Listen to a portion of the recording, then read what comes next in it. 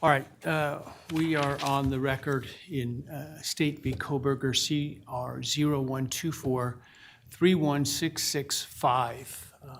Present today by video is the defendant in custody with counsel, Ms. Taylor, Ms. Barlow, and Ms. Massoth. State is represented by Mr. Thompson, Mr. Hurwitz, and Ms. Jennings. On behalf of the media petitioners, we have Ms. Olson and Mr.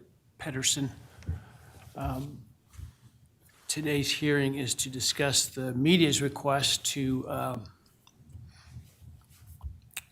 terminate the non-dissemination order. The state filed a response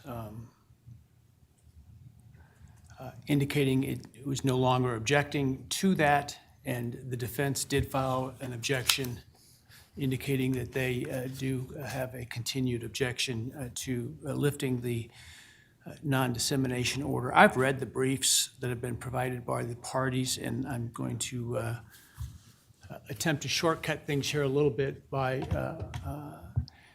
asking whether the defense, who is the objecting party, has anything additional to add beyond what it had in its briefing before. I don't know that I need to hear from, frankly, the petitioner.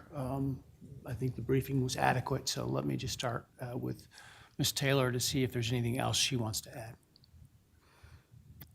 Your Honor, there is not, but if there's further argument, Ms. Barlow will be making that argument on behalf of the defense. All right.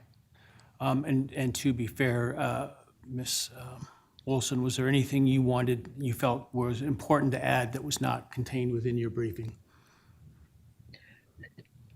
Your Honor, we would just briefly say in response to the defendant's brief, we certainly understand the expressed concern about the media coverage of their client. We don't think continuing the non-dissemination order helps that at all. It simply continues to limit the ability of the members of the press to reach out to the people who know the most about the case. It doesn't obligate them to say anything. We also understand that they expressed that there was a due process right related to the sentencing. I read the case that they submitted. I think that there is obviously a due process right at sentencing, but I don't think that case is really it doesn't provide any guidance to the court here, because that was about information provided to the court, and given the very limited scope, and we understand it's very important, but given the very limited scope of what's to be decided at the sentencing, we don't think the arguments that Mr. Kohberger made should outweigh at this stage the First Amendment rights of our clients. Thank you, Your Honor. Thank you. All right, in light of that response by the media outlets or interested outlets, Ms. Barlow, do you want to add anything? I would only say, Your Honor, as this court is well aware, the publicity in this case is so extensive and emotions are already so high that adding fuel to the fire of media interviews or a rush to interview people as they leave the courthouse or enter the courthouse would only increase the concerns that the defense has. And even though the plea has a specific sentence attached to it, as this court is well aware, things happen in plea hearings and, sentencing hearings. And to minimize the possibility of that, we request that this order stay in place. All right, thank you. All right, as the court has considered the petition, frankly, the court was prepared at the time the plea was entered to lift the non-dissemination order in order to give the parties time to evaluate that and to ensure I wasn't missing anything. When both sides objected, I agreed to continue the non-dissemination order. I also indicated that I would have the potential to look at that again before sentencing, because frankly, I anticipated the motion from somebody, in this case, the Ms. Olson and her clients, was likely to be coming. At this point, I do not believe the purpose of the non-dissemination order, the primary purpose, which is to ensure that we can seat a impartial jury, is any longer at play. The concerns identified by the defendant, while certainly not to minimize those. They are concerns, and they are significant concerns. I do not think, however, the non-dissemination order and the right of the public to information is outweighed, or outweighs those rights, I should say. And frankly, I don't think that lifting the non-dissemination order will meaningfully impact those concerns. I mean, the media frenzy, as it has been described, will continue regardless. It is a little bit like water will find low ground. In this case, the media is going to write about something regardless about this case. The lifting the non-dissemination order does not require the counsel or others who were previously bound by it to speak, and the state has indicated that they don't intend to until after the sentencing. And certainly I would hope that the media interests would respect those positions and give people the space that they need and request. In terms of, for example, the defendant's family and others coming and going at the sentencing, we intend to have, as we did before, appropriate security measures in place to ensure that they, as well as the victims, are allowed to get in and out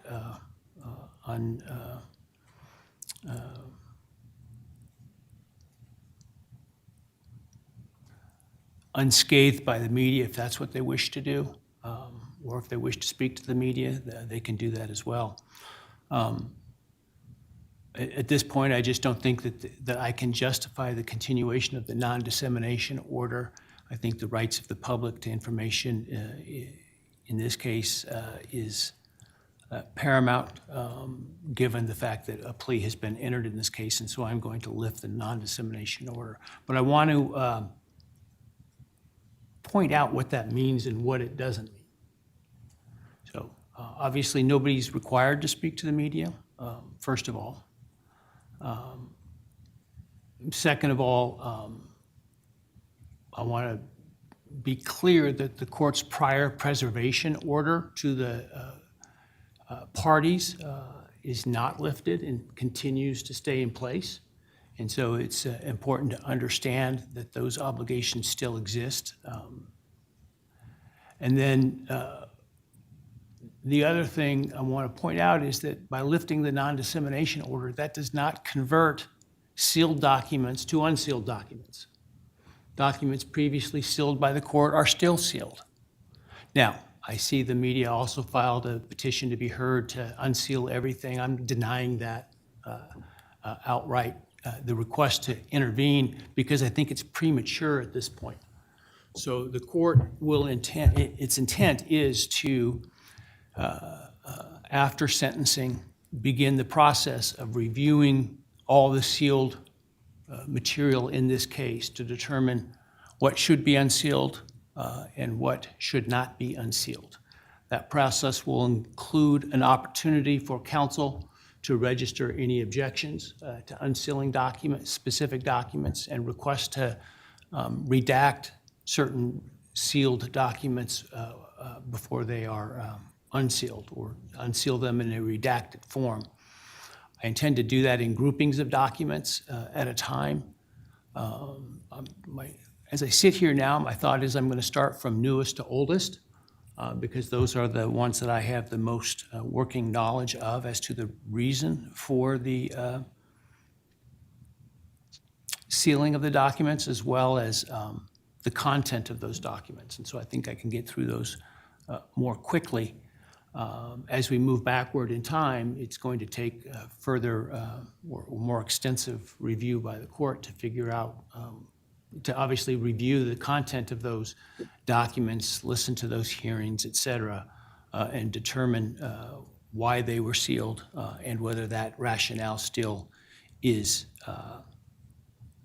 necessary, or that rationale still requires the documents to maintain that sealed status. And so before everybody gets out their pen and paper and sends in public records requests, understand those will be denied for sealed records until they are unsealed. And that process is going to take time. And I'm not talking days, and I'm probably not talking weeks for that to be accomplished. So I hope people understand patience will be required to get through that, as I'm going to have to review those myself to make those decisions. Now, we may be able to speed things up if neither party objects to groupings of documents or specific documents being unsealed. But it's important to review those because those documents may include information that pursuant to Rule 32 are not to be made public, including birth dates, social securities, information about minors and victims, and information that would be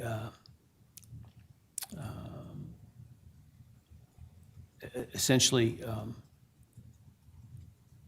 inappropriate to unseal, including protection of individuals from undue harassment, et cetera.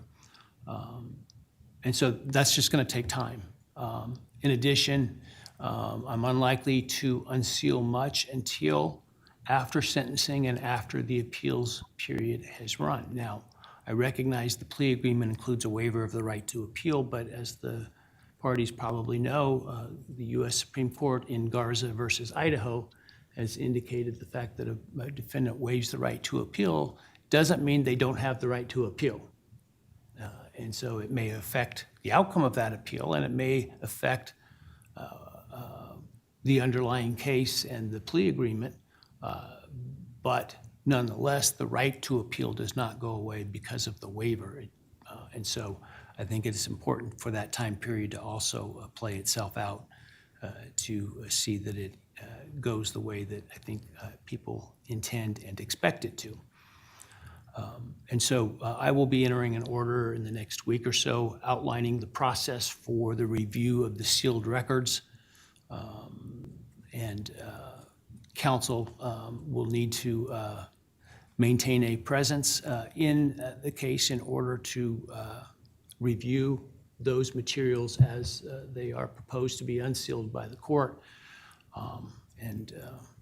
Because the timeline that I will likely give you will not be, I suspect, extensive as for each group of records. So I might give you 14 days, for example, to provide a response as to a group of, a dozen or a couple dozen records at a time. So just sort of heads up and fair play with respect to that. Any questions by the parties about the ruling today?